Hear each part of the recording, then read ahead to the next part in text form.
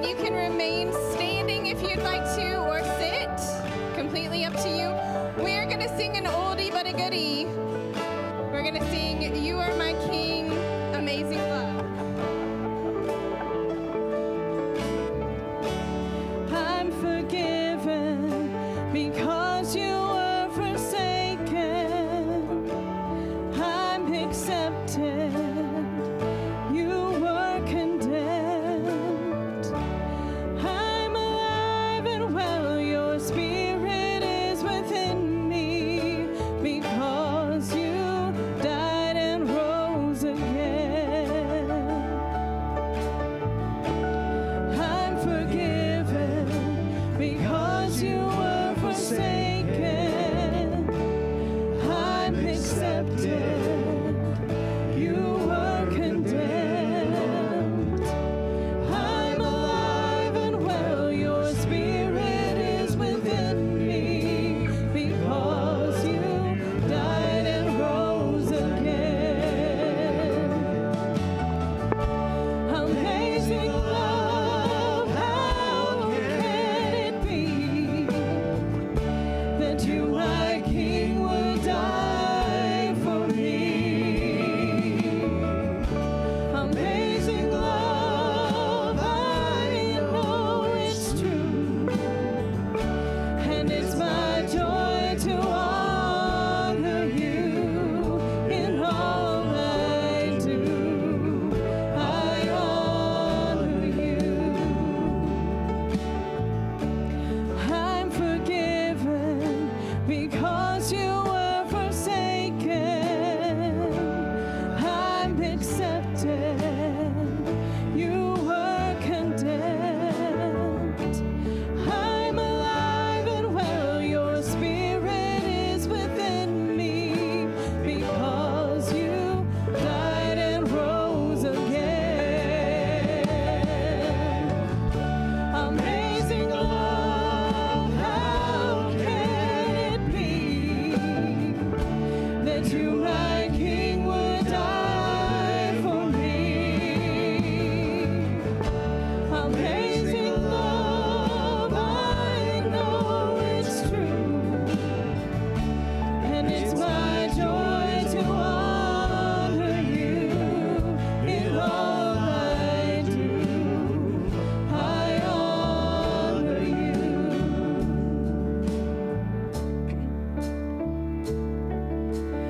You are my King. You are my King. Jesus, you are my King. Jesus, you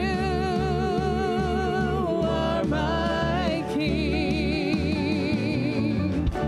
Amazing love, how can it be that you, my King, would die for me? Amazing love, I know it's true, and it's my joy to honor you in all I do. I honor you in all I do. I honor you.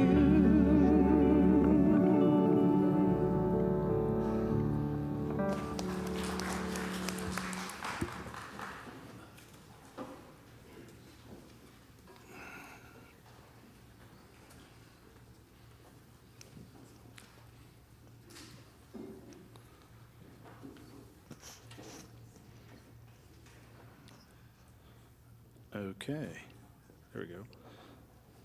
Good morning. My name is Scott Simmons. I serve as pastor here, and when I was growing up, almost every summer as a little kid, we went to Missouri for a family vacation, and we would go down to Greenfield, Missouri, which is how they pronounce it down there in Missouri. And that's where we would visit my dad's parents, who had a farm, which was magical. There's cows and chickens and pigs and just tons and tons of cats. And so that's where I became a cat man. And, the best thing about my dogs is when they act a little bit like cats. I love that. And then we would go to Brookfield, Missouri. They pronounce it correctly there in mid-Missouri, which was right next to Marceline. And Marceline is famous because it's the birthplace of Walt Disney. But it was also the place that my grandfather, my mom's dad, practiced medicine. And he was the town doctor. And it was awesome to go visit those grandparents as well, because they didn't have a farm, but they had a pool, and they had Coca-Cola in bottles, which was a treat, and they fed us tons of Pringles. And so, I just have fond memories about that. And Grandpa Smith, he was larger than life. He was the mayor of the small town. I'm not sure what's going on here with the slideshow tech team. Let's try this real quick. He was the mayor of the small town, and he was also, maybe that's going to work. Sorry, friends. Let's see. Nope. Oh, dang it. Talk amongst yourselves, It's not like a new thing for us. This is kind of what gives us this down-home feel. Everybody's like, it's like family, and family kind of makes mistakes. Yeah. So here we go. Let's see if this will take back control.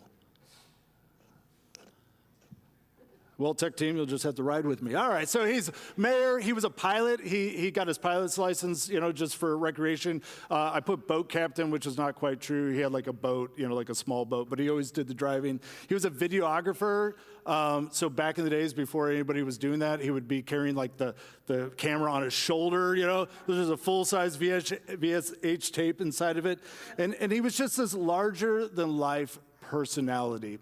I have this one memory of going out to dinner with our family when we're visiting, and Grandpa made a point for us to enter through the back of the restaurant and sit at a table in the back, because he knew that if he went in the front door, there would be all these people that wanted to talk to him, and he would want to talk to them too, but his daughter was in town with her family, my mom, and so he wanted to spend time with us. But he was the town doctor, and everybody loved him, and he was like larger than life.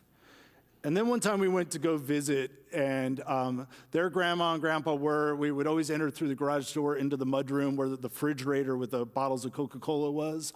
And, they would be there to welcome us, but I just have this memory, I was still pretty young, that all of a sudden Grandpa had shrunk. And when you get older, you lose some height and all that sort of thing. But it wasn't just his physical stature. Something was kind of lost. And years later, I remember talking to my mom and my dad and other adults about it, and just kind of getting an impression. And what I heard, and I hope I'm being fair to him, but that when he left his role of being the doctor and the man that the town needed, that he lost something. I would put it this way, that leaving leadership led him to lose himself. And he started to, self-medicate, with prescription drugs and some other things. But it seemed like it was a little bit deeper than that. Thank you, Larson. Look at that. Backup tech. Give a round of applause for Larson. And I think about this because, his role was so profound for the community. It was so profound for him. And some of you, you've been in leadership roles. And this role that I get to serve in as pastor of this church, it has a huge imprint on my identity and who I am. And so I feel like this is a little bit of a cautionary tale. And when I think about it, I ask myself the question of, how do I live a full life without feeling empty at the end, without losing myself at the end? We're in the fourth week of a sermon series titled Seasons, and if you are brand new here today or you haven't been here in a long time, what we're doing is we're talking about these 4 seasons of life: the learning season, the lending season, the leading season, and the legacy season. And I put them in these nifty little boxes just to kind of make this simple, but life isn't lived in boxes. And as I've discussed this sermon series with a few of you here in the church and thought about it more, I've come up with a new image to understand these seasons of life that I think we live through. And instead of boxes that kind of, suggest that when you finish one season, you kind of leave that behind and move on to the next, I think that it's more appropriate to think of our lives in terms of these stair steps. The idea being that like the things that you encounter in the learning season of your life, that early season of life, that those carry with you throughout the rest of your life. And when you make it into the lending season of life, the things that you encounter and the challenges you encounter and the things you learn, those carry with you. So for example, in the learning season of life, the commitment that I think we all must make is to stay open. Because in the learning season of life, you start to face this gap between the dream of who you could be and the reality of who you are. This gap between how you think life should go and the way it's really going. And that can be a really difficult thing, and so it's easy to become cynical, it's easy to give up, it's easy to all these things, and you think, God put this image on your heart and life should go this way, and it didn't go that way, so then maybe there's no God, and maybe you can't trust God, but the commitment that I think we all need to learn to make in that early season is to stay open. Because while life, it goes up and down and it zigs and it zags and it goes all over the place, the promise is that God is still with you and there's a purpose and deep meaning for your life. And so you must stay open. Stay open. And we need to carry that forward through all the seasons of our life. Or then in the lending season of life, the idea is that you need to make a commitment to see every role that you fulfill as God's call. Because the thing that happens in the lending season of life is now you got a role, but that role, it might be less than what you thought it would be. It might seem beneath you. It might seem insignificant. And so you'll have a temptation to just kind of dial it in, underperform. Or you might have the temptation to overreach beyond the role and take on leadership that's not yours to take. Or you might become part of the faithful but resentful class of people that show up and do the thing, but your heart is getting darker or more resentful. And the reason that this is such a struggle is that in this season of life, there's a gap between your contribution and the recognition you receive. Your name's not on it, even though you gave a lot to it, because you're not in the leadership position. So there's always this gap. And so you need to learn and make a commitment to see whatever role you're in is possibly God's call. And that's a choice you can make. And what happens in these first two seasons of life is that in that first season, it's really about learning to trust God, that God is still with you, even though life is going up and down and not as you planned. And in the second season of life, as you're learning to see and making the commitment that whatever role you're in is actually a calling from God, and I'm just going to give it my all, what you're developing is a sense that you're trustworthy. And these two things together, they make up what I would call a faithful identity.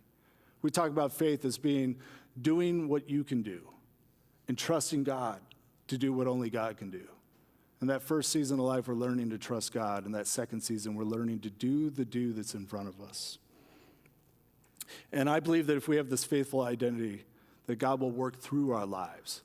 And eventually, it'll lead to the next season of life. Jesus puts it this way. He says, "You who have been faithful with a few things, I will put you in charge of many things."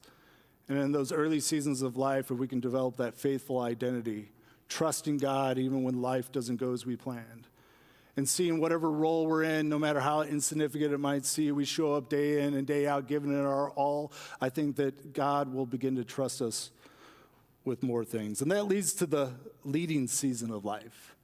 In the leading season of life, this is the commitment that you must make in that season is to follow God, which is kind of ironic because in a certain sense, you got to this leading season of life because you follow God. But the gap that we all face in the leading season of life is that as your capacity grows, slowly your dependency shrinks. And it doesn't look like it's shrinking, it just looks like you're increasing in competence. But because you now are in this stage of convergence where all the skills you developed over your life, they're converging with the opportunities you have, and you are the right person at that place and time for that thing that you're tasked with, it seems like just competence, but slowly and subtly, your dependence on God starts to slip. And you start to think that you're carrying the weight of the whole thing. And you start to not be able to see where your responsibility ends and God's begins. And in this season of life, what you got to do again is learn to follow God, because there's nobody in front of you to follow. And so that relationship with God. And so the issue of trust becomes the primary thing again. Can I trust, despite all the weight of this leadership, despite all the responsibility I have, despite all the people depending on me, can I be dependent on God in this season? Will I trust? Now, behind this theory is actually a bunch of real theorists. Not working again, tech team, if you could just. Awesome. Could you go to the next slide, please?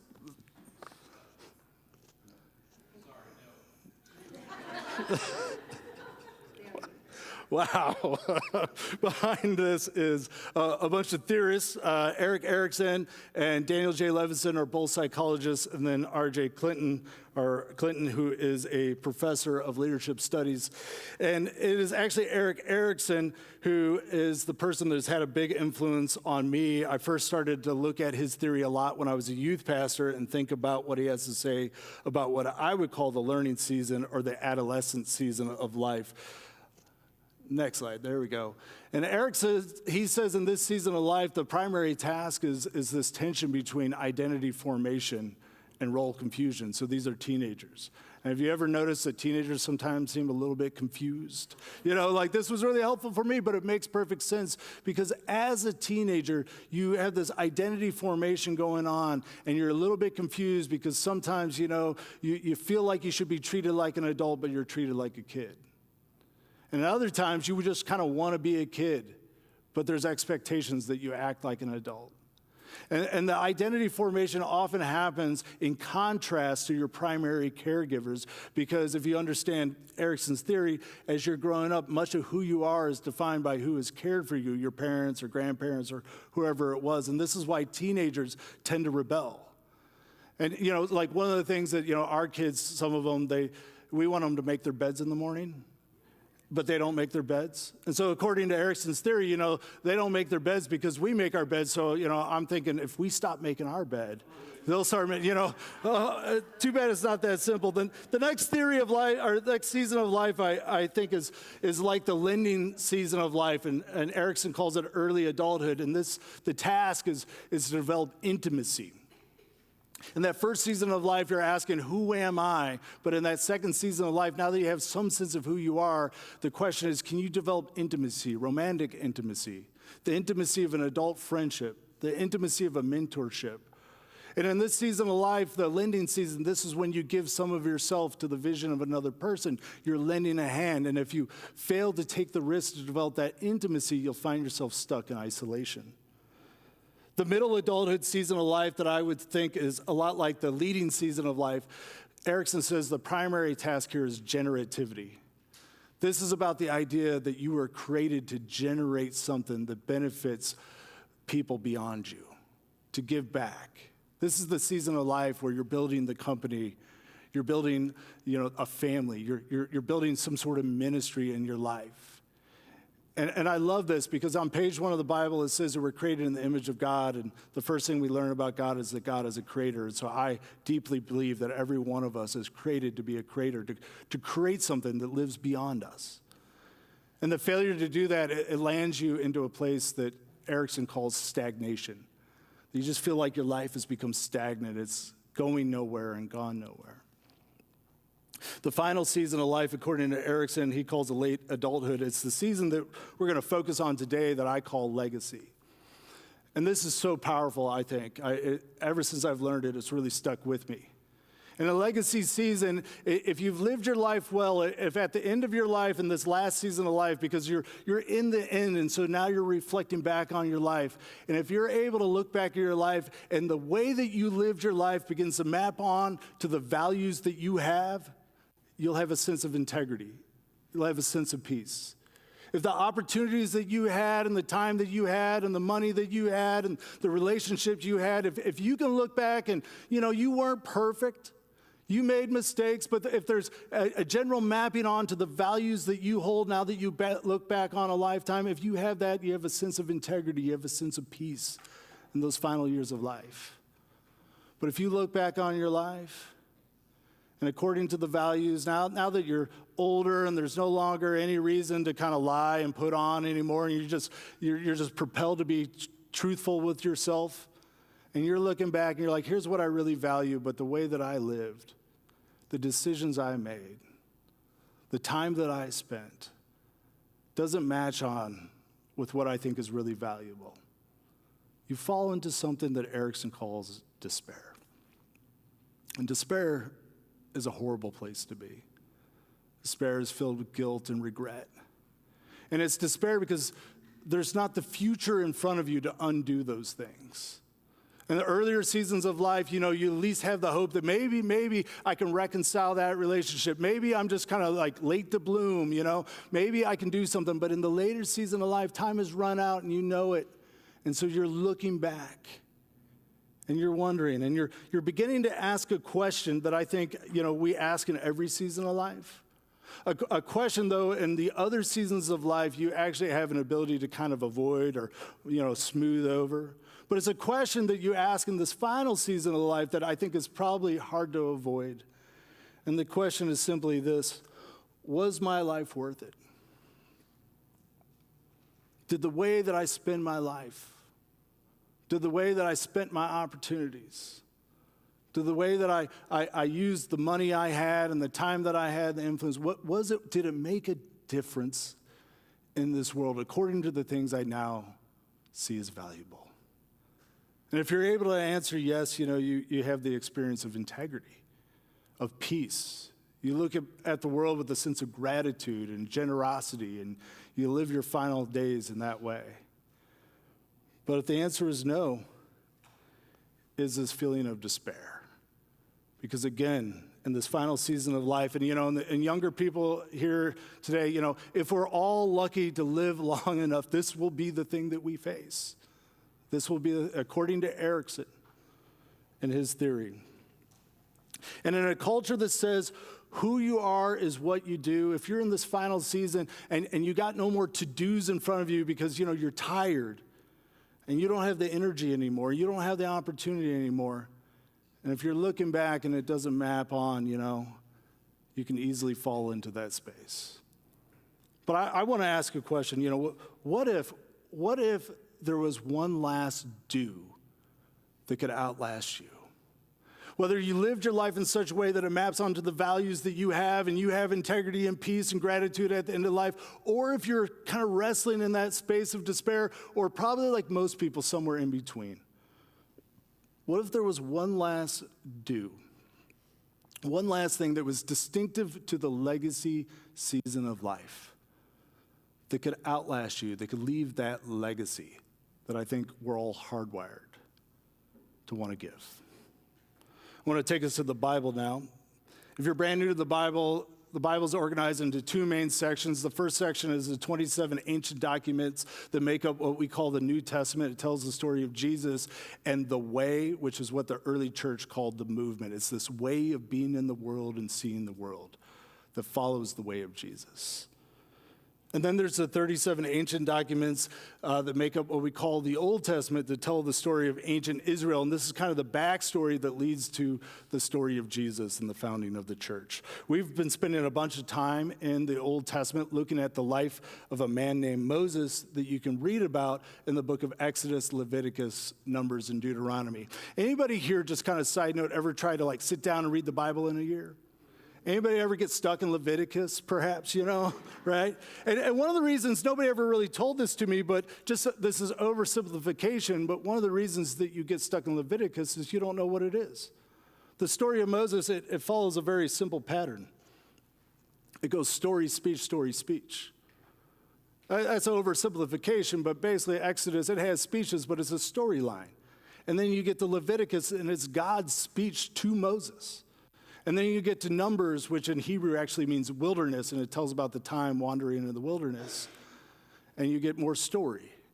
And then at the end, you get another speech, and this is Moses' speech to all the people. That's pretty simple, right? You can understand that. And so we're actually going to be in the second story part, the book of Numbers, or the wandering in the wilderness. And I want to take us to Moses' absolute low point in his life. And I ended on this in the leadership season of life sermon 2 weeks ago. Numbers chapter 20. At Kadesh, Miriam died. That's Moses' wife. And then the people gathered in opposition against Moses.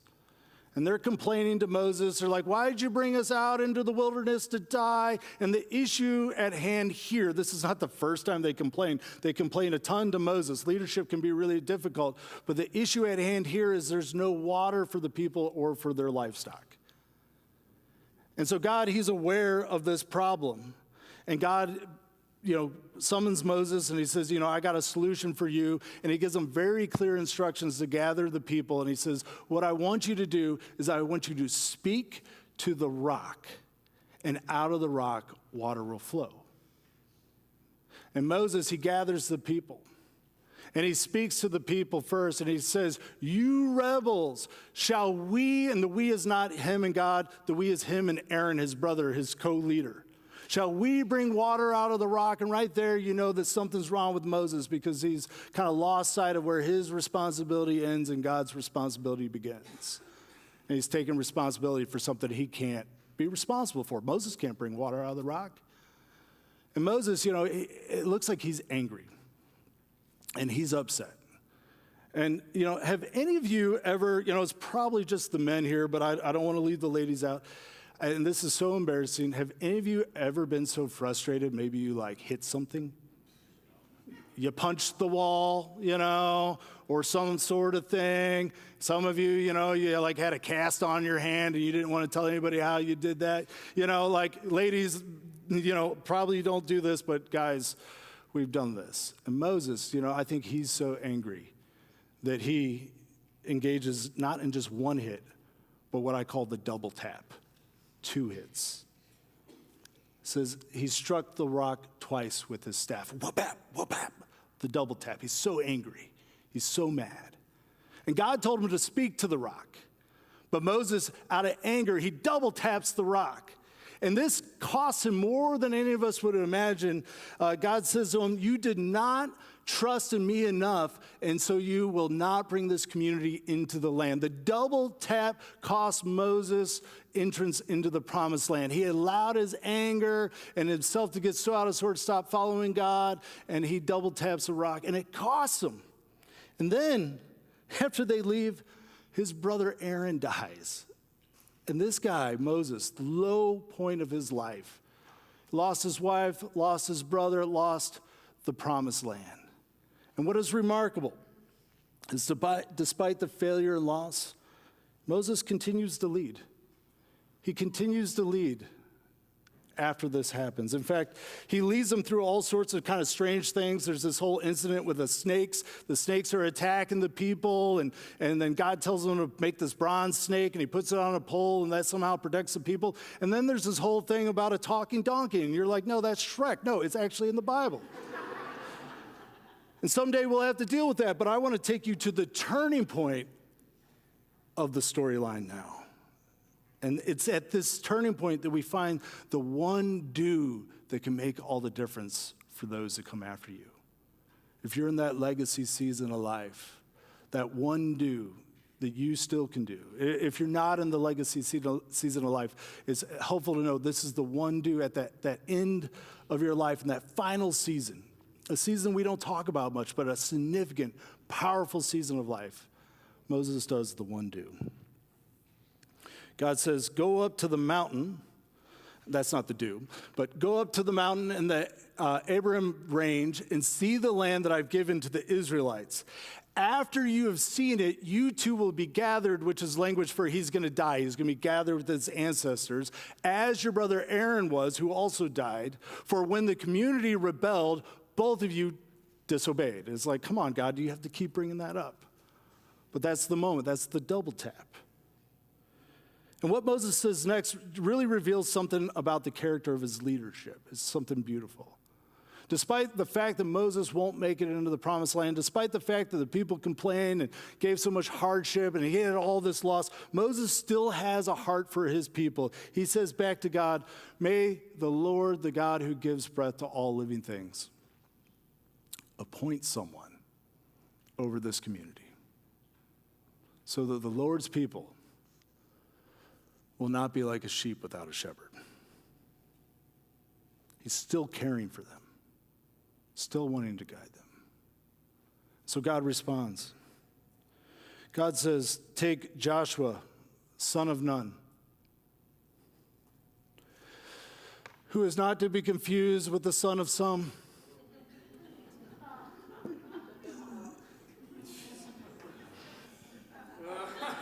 Double tap. That's pastor humor and dad humor combined. I call it the double tap. I know. I groaned when I thought of it in study. I was like, ooh, that's bad. That is so bad. I can't help it. Thank you. Take Joshua, the son of Nun, a man in whom is the spirit of leadership. And here comes the do. And lay your, not somebody else's, hand on him. This person with the spirit of leadership. And we talked about Joshua's story in the second week.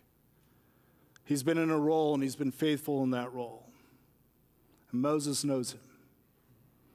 And so what I want you to do, Moses, you're concerned about the people. I want you to leave a legacy. I want you to take Joshua and publicly lay your hand on him.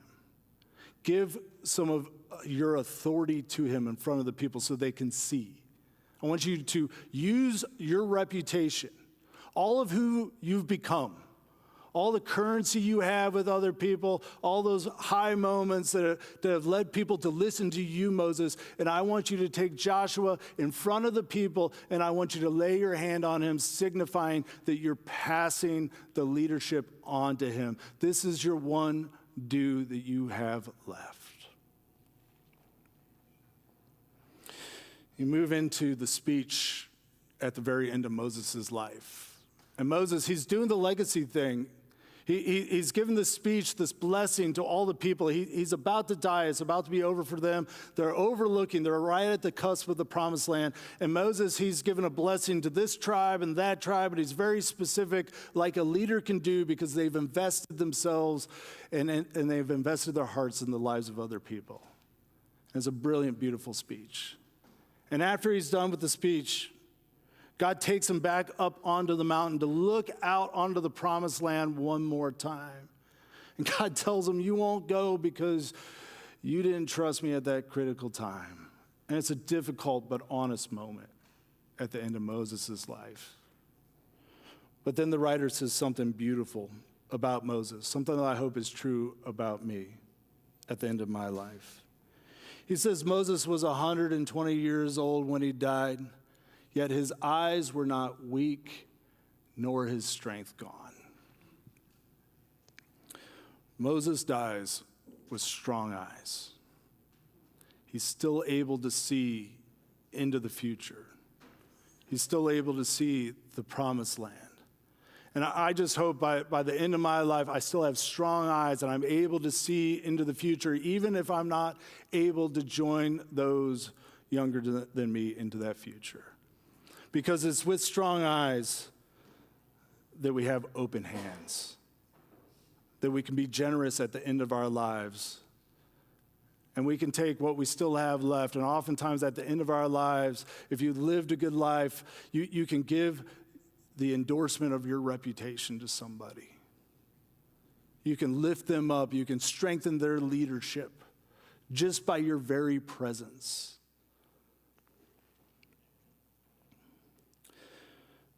Now, Joshua, son of Nun, was filled with the spirit of wisdom because Moses laid his hands on him. He was chosen because he had a spirit of leadership. But the endorsement of Moses publicly and in front of everybody else, it transformed something in Joshua, and it gave him something he needed to be a good leader, which was wisdom. And that was given to him by Moses. Or to put it differently, what Moses does is he released the future into faithful hands. The one last thing that he could do in this final season of his life. If you're in the legacy season, I want to talk to you about the opportunity of that season, the challenge of that season, and the commitment that you might make in that season. And of course, life is more complex than these three things, but for simplicity's sake, I've tried to boil it down. The opportunity in the legacy season is simply this. Your opportunity is to find the faithful. Find the faithful. those that have that faithful identity, that are capable of trusting God and being trustworthy, of doing what they can do and trusting God to do what only God can do. And the reason that you're able to find the faithful is because you have what Erickson would call for this season of life, you have the virtue of wisdom. You have the wisdom to discern between the faithful and the fool. Because throughout your life, if you think about it, you've met people that have been faithful. You know, they show up, doesn't matter what the role is, they treat it as if it is God's call. And you can always rely on them. It's not like they don't make mistakes, but they are faithful. And you know the fool, the person that always has a reason, always someone to blame, always failing to connect the dots. And you've seen this, throughout your life, and you can name some people. But the other reason that at this season of life that you are so equipped to find the faithful is because you have been the faithful and you have been the fool. There's times in your life that you can think about, if you're truly honest, you showed up, you treated that role as God's call, and you really gave it your all despite whatever it was, and you have been the faithful. But there's other times in your life, and if you're honest, and we should all be honest, you've been the fool. You failed to match up, how this thing leads to that other thing, and you knew better, but you did it anyways, and you've been the fool. And because you've seen the faithful, you've seen the fool. And because you've been the faithful and you've been the fool, you know the difference between somebody who does something foolish and a straight up fool. And that gives you the wisdom to identify those who are faithful. The challenge, though, is releasing the future to that faithful person. It's hard to release the future. Because especially, you had a leadership season of your life, and maybe you had a formal leadership role, or maybe it was an informal leadership role, but you were still the leader of that family. You were still the leader of that neighborhood, still the leader of that ministry or that friend group or whatever it was, and you've been the leader. And so you had the plan, and you rallied people together, but now you're having to release it. And one of the reasons this is so difficult is because it won't go as you would have planned. It won't go as you would have planned. Which is why you need to make the commitment, I think, to lay your hand on the faithful. While you still have the reputation, while you still have the opportunity to find the faithful person and to lay your hand and publicly endorse that person. Because you see, in the leadership season of life, you chose the plan. And that was your role. But in the legacy season of life, you choose the person. And sometimes when you choose the person, you might not understand the plan. Because you're not down on the ground enough, you're not involved enough, you're not in that season enough to know what the right plan is. But you have a gift to give that is so powerful and so needed, and that is to find the faithful person and to let them know that you choose them. When I first started here, there was an older couple, Wayne and Norma Fields. And we had Bible study in what is now the nursery back in those days. And it was a small Bible, so it was like 5 people. And one person couldn't even pay attention. But, Wayne was there, and he tried to pay attention, but he almost always forgot his hearing aids, so he could barely hear anything. And he would say what, and Norma would get frustrated with him. It was like a whole thing. It was like a sitcom, But Sunday after Sunday, and I was brand new, and I didn't know what I was doing, but I knew that we needed some change, and I was trying to lead that change, and it was causing, some tension in the place, and I was second-guessing myself, and I was talking a lot to Gretchen here because she was our president at that point in time, and she'd be like, don't change too many things too fast, you don't want to lose everybody. And I was trying to navigate it, and I was thinking, who am I to do all this? And Wayne and Norma, just by showing up, just by hugging me publicly, telling me that they were glad I was there, that did something for me. And I think that we underestimate what those in the legacy season bring. And I've been blessed with so many of you in the legacy season that have been willing to be here and just encourage. And leaders need that. And those of you in the legacy season, you know that leaders need that because you've been in a leadership season. And you can probably think of other people that have offered that. You know, Moses, he wasn't the only leader to do this. In fact, several generations later, we find ourselves at a turning point in the life of Jesus. And Jesus, he's about to tell the disciples that he's going to go to Jerusalem, be arrested, that he's going to be beaten and ultimately crucified and come back 3 days later. He knows that his time is coming to an end. But before he leaves, he takes an opportunity to lay his hand on somebody. He says to a man named Peter, he says, "Blessed are you, Simon, son of Jonah. You are Peter, and on this rock I will build my church." And he says that in front of the rest of the disciples, setting Peter up to be the next leader of the way, the Jesus movement. And Jesus, he leaves a legacy by releasing the future into faithful hands. And if you read the story of Peter, he does a lot of foolish things, but he's not a fool.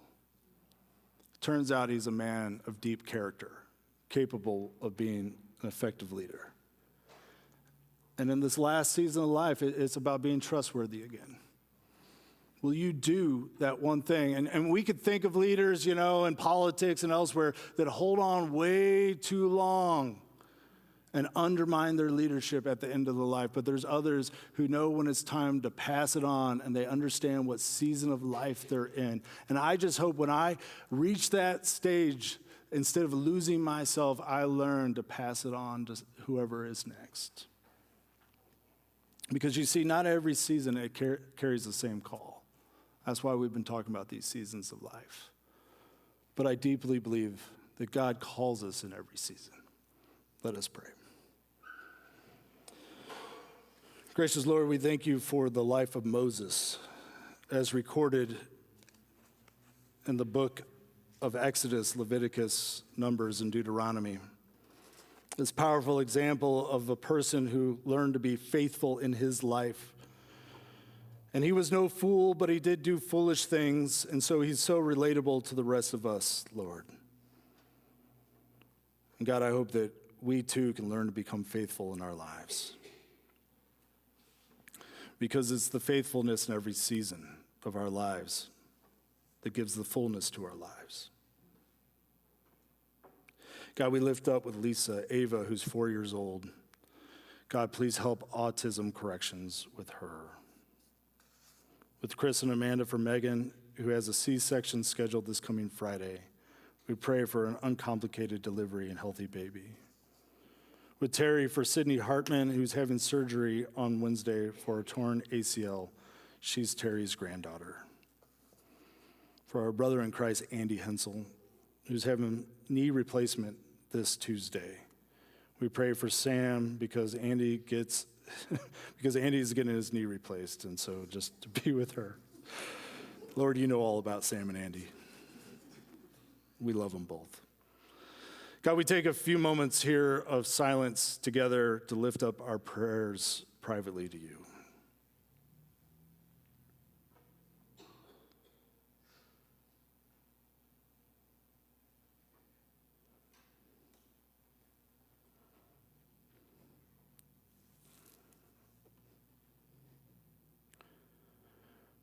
We finish by praying the prayer your son Jesus taught us to pray, saying, "Our Father, who art in heaven, hallowed be thy name. Thy kingdom come, thy will be done, on earth as it is in heaven. Give us this day our daily bread, and forgive us our debts as we forgive our debtors. And lead us not into temptation, but deliver us from evil. For thy is the kingdom, and the power, and the glory forever. Amen."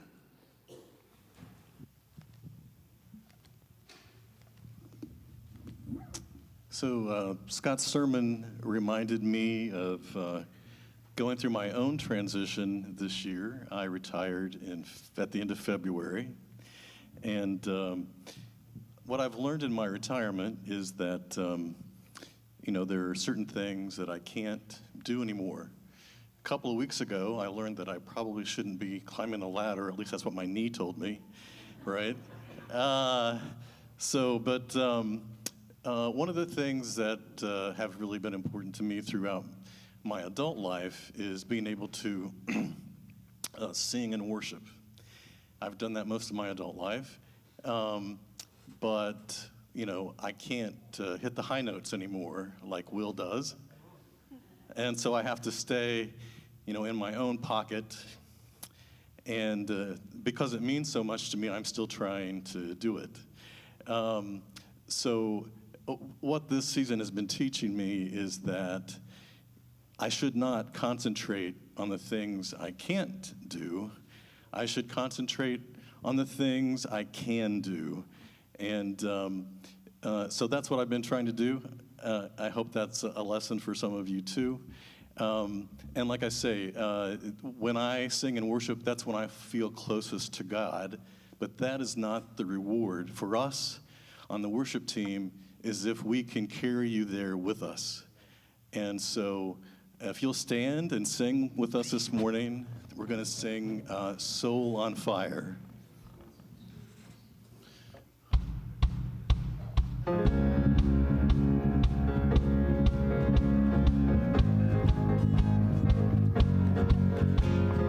God, I'm running for your heart. I'm running for your heart till I am a soul on fire. Lord, I'm longing for your ways. I'm waiting for the day when I am a soul on fire, till I am a soul on fire.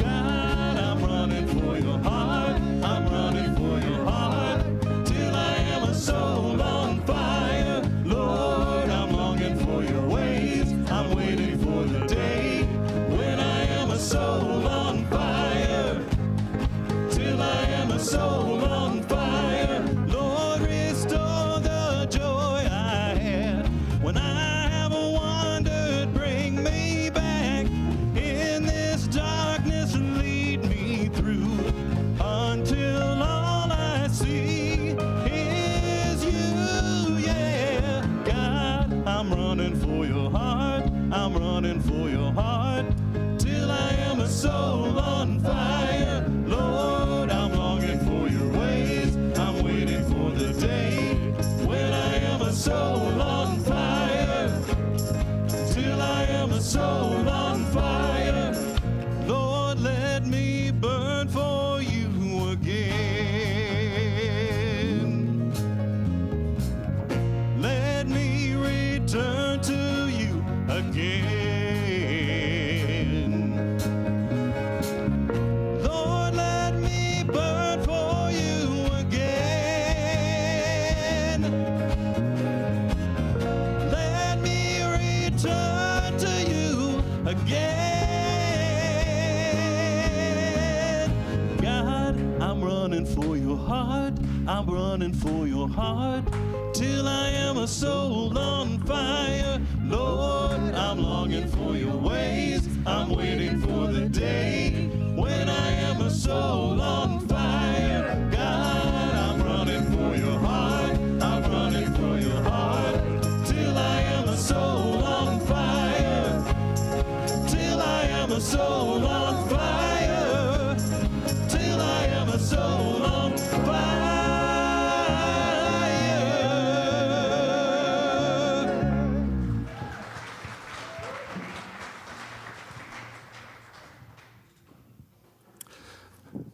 I invite you to read your bulletins and visit the Faith UCC Church Center. There you can find all sorts of information about the church. Also, I believe that you received a little survey with your bulletins. Sarah Newkirk is at the back there. She's a leader in our adult education discipleship department. We're just trying to find out information if and when any of you would like to get together in the future for various learning growth opportunities. So if you can take a moment to fill that out today or the next time you come, talk to Sarah. That would be great if you're interested in that. Today's big thing, yet again, is we're having these summer Sabbath scenarios. Everyone's invited. It's just going to be about an hour after church, so we'll just go downstairs. There's tables with seats of 4. If we end up having more people than we expected, just grab a chair and join somebody. But we're going to talk through 3 scenarios that we might face this summer. The point really is the conversation and the processing together, but this has been an important part of our preparation. It's the last step in that preparation. So if you can make it, I hope you'll join us. We end each service with an invitation to generosity. You can support the church in a couple of different ways if you choose to do that. One way is to scan the QR code in your bulletins and give through the Church Center app with credit card or direct deposit with your bank. You could also leave a check or cash in the box underneath the church lady by the front door. Everything in the budget, goes to support what we have here in terms of our worship ministry, our food pantry, and the many other things that we do as a church. If you're not ready to support what we're doing here, that is okay. I do encourage you to find something that you think is making a difference in this world and to get involved financially. A little bit of giving can actually make a big difference in your trust and faith in the goodness of God. May the grace and peace and love of our Lord Jesus Christ be with you the rest of this day, the rest of this week, the rest of your lives. Amen. God, I'm running for your heart. I'm running for your heart. Till I am a soul on fire. Lord, I'm longing for your ways. I'm waiting for the day